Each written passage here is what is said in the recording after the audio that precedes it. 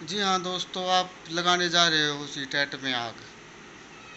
आग वो माचिस वाली आग नहीं, पेपर में आप आग लगाने जा रहे हो, क्योंकि आप सीटेट को बहुत ही बेहतरीन ढंग से क्रैक करने वाले हो।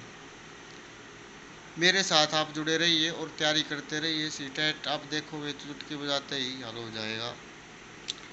तो अगर आपको वीडियो पसंद आए तो वीडियो को लाइक कर देना और सब्सक्राइब कर देना और ज़्यादा से ज़्यादा दोस्तों में शेयर कर देना। आज हम जो टॉपिक पढ़ने जा रहे हैं वो बिल्कुल जड़ है साइकोलॉजी की। आज हम इंट्रोडक्शन ऑफ साइकोलॉजी के विषय में पढ़ने जा रहे हैं। तो आइए चलते हैं और पढ़ते हैं इंट्रोडक्शन ऑफ साइकोलॉजी। तो दोस्तों, जैसा कि हम सबको पता है कि साइकोलॉजी अंग्रेजी शब्द का हिंदी रूपांतरण है, जो कि ग्रीक भाषा का शब्द है और दो शब्दों से मिलकर बना हुआ है, साइको प्लस में लोगोस। साइको का अर्थ है आत्मा का अध्ययन और लोगोस का अर्थ, साइको का अर्थ है आत्मा और लोगोस का अर्थ है अध्ययन, आत्मा का अध्ययन, स्टडी ऑफ सोल। शुरू में इसको आत्मा का अध्ययन माना गया था, लेकिन बाद में मनोवैज्ञानिकों ने इस पर आपत्ति जाहिर की कि भाई हम किसी की आत्मा का कैसे अध्ययन कर सकते हैं, क्योंकि आत्मा तो हमारा, हम आत्मा के विषय में कोई भी बात अच्छे से नहीं कह सकते। उसके बाद हम इसने जो है हमने इसने माना कि आत्मा मन का अध्ययन है या मस्त। तो लोग मनोवैज्ञानिकों ने कहा कि मन का अध्ययन ये कैसे हो सकता है, मन, हम किसी के मन का थोड़ा पता कर सकते हैं। और लास्ट में आकर ये बात रुकी कि स्टडी ऑफ बिहेवियर, यानी कि व्यवहार का अध्ययन होगा। ये दर्शन शास्त्र से अलग हुआ था साइकोलॉजी 1879 में। हरमन एबिंगोस ने कहा था कि psychology has a long past but short history, कि साइकोलॉजी का बहुत लंबा पास्ट है लेकिन बहुत ही छोटी हिस्ट्री है।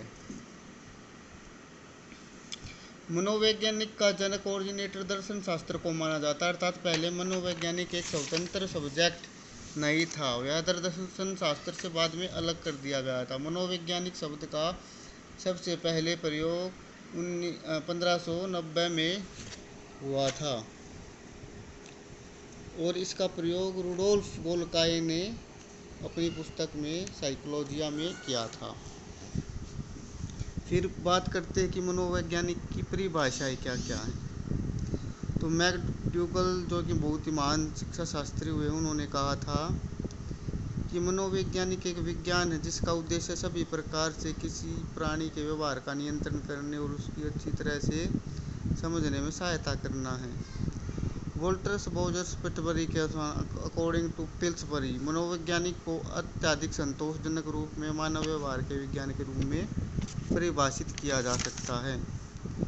वुडवर्थ और मार्कविस के अनुसार मनोवैज्ञानिक व्यक्ति के क्रियाकलापों को उसके परिवेश के संदर्भ में किए जाने वाला अध्ययन ही है।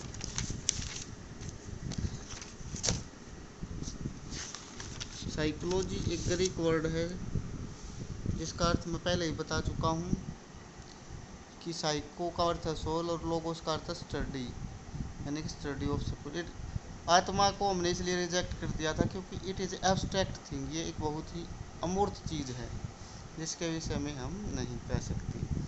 अब मेंटल प्रोसेसिंग भी दो तरीके से चलती है, मानसिक प्रक्रिया। एक तो हमारा कॉन्शियस माइंड है जिसको हम चेतन बोलते हैं, और एक अनकॉन्शियस माइंड यानी कि अचेतन माइंड है।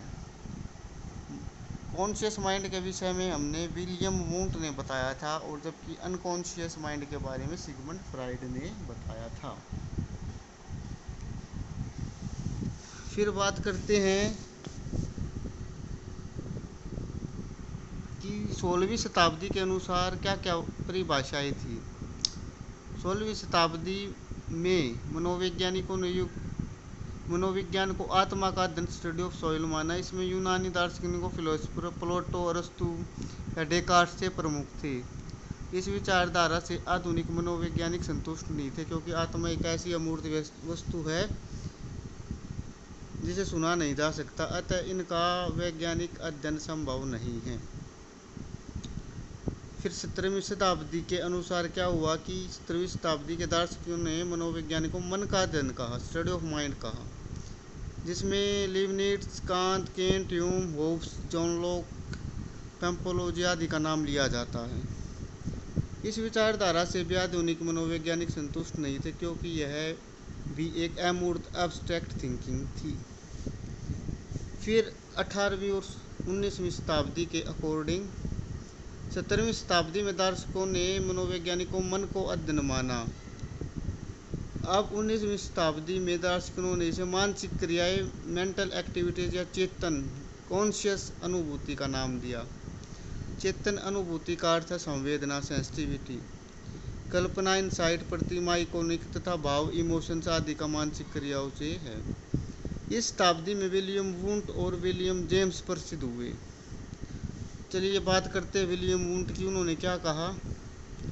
विलियम वुंट ने सचेतन अनुभव, कॉन्शियस एक्सपीरियंस के अध्ययन के विषय में रुचि दिखाई तथा मन के अवयवों अथवा निर्माण, बिल्डिंग ब्लॉक्स की इकाइयों का विश्लेषण करना चाहते थे। वुंट के समय में मनोवैज्ञानिक अंतर्निरीक्षण अर्थात इंट्रोस्पेक्शन द्वारा मन की संरचना का विश्लेषण कर रहे थे, इसलिए उन्हें संरचनावादी कहा गया। अंतर्निरीक्षण एक ऐसी प्रक्रिया थी जिसमें प्रयोज्यों यानी कि सब्जेक्ट्स विषयों से मनोवैज्ञानिक प्रयोग में कहा गया था कि वे अपनी मानसिक प्रक्रियाएं अथवा अनुभवों का विस्तार से वर्णन करें। अंतर्निरीक्षण एक विधि के तौर पर अनेक मनोवैज्ञानिकों का संतुष्ट नहीं कर पाया, इसलिए इसे कम वैज्ञानिक यानी कि लेस साइंटिफिक माना गया, क्योंकि अंतर्निरीक्षण बाहरी अवलोकन, एक्सटर्नल ऑब्जर्वेशन के द्वारा हम ज्ञात नहीं कर सकते था। यह संप्रदाय कामयाब नहीं हुआ। अब हम किसी के मन में जाके बिल्कुल भी नहीं देख सकते किसी के माइंड में कि वो क्या बोल रहा है,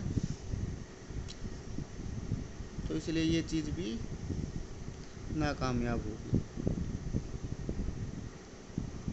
तो दोस्तों ये था पार्ट फर्स्ट। अभी हम यहीं पे समाप्त करते हैं, बाकी पार्ट सेकंड में इंट्रोडक्शन और साइकोलॉजी में और भी अच्छी बातें जानेंगे। अगर आपको वीडियो पसंद आए तो वीडियो को लाइक कर देना, सब्सक्राइब कर देना और शेयर कर देना ज़्यादा से ज़्यादा दोस्तों के